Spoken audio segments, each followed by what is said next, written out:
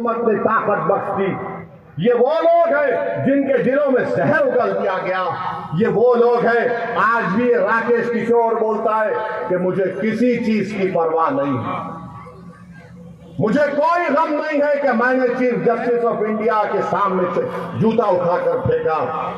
ये क्या हो रहा है हमारे देश में?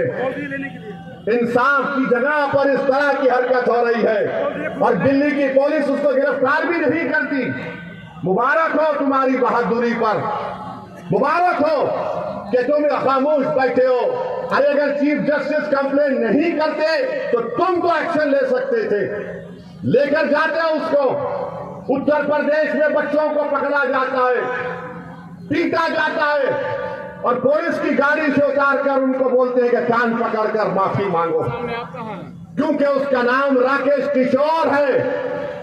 क्या तुम्हारा बाप लगता हो, तुम्हारा ससुरा लगता हो कि तुम उस पर केस नहीं बुक करते? और कोई पोस्टर उठाता है तो 1300 लोगों पे केस बुक हो जाता है, 40 गिरफ्तार हो जाते हैं। सुप्रीम कोर्ट के चीफ जस्टिस के कोर्ट में जूता फेंकता है और ये लोग कोई केस रजिस्टर नहीं करते, पकड़ना तो दूर की बात। ये इंसाफ है, ये हमारे मुल्क का माहौल है जिस देश के लिए हमने और आपने क्या क्या हमारे बुजुर्गों ने कुर्बानियां दी। दलितों को रुसवा करने की कोशिशें की जाती है।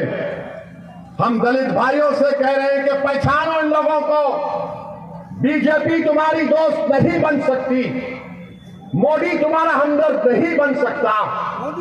भारत की तारीख का दूसरा दलित चीफ जस्टिस ऑफ इंडिया है। ये चीफ जस्टिस ऑफ इंडिया के वालिद जो थे, उनके वालिद जब बाबा साहेब अम्बेडकर ने हिंदुइज्म को छोड़कर नागपुर में बौद्ध मजहब का इख्तियार किया तो उनके वालिद साथ थे बाबा साहेब अम्बेडकर के। मेरे भाई, ये हालात है वतन अजीज के। मैं आपसे अपील कर रहा हूं कि आप मुत्तहिदा तौर पर अपने के कोर्ट का इस्तेमाल करिए। राजद की जो आज की लीडरशिप है वो नादान है, दूरअंदेशी उनमें नहीं है। वो समझ रहे हैं कि अपने ताकत पे सब कुछ कर लेंगे। अरे तुम नहीं कर पाओगे, तुम नहीं कर पाओगे।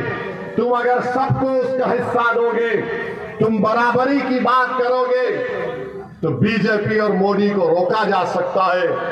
हम बिहार में आज भी कह रहे हैं, मगर मेरे भाई कल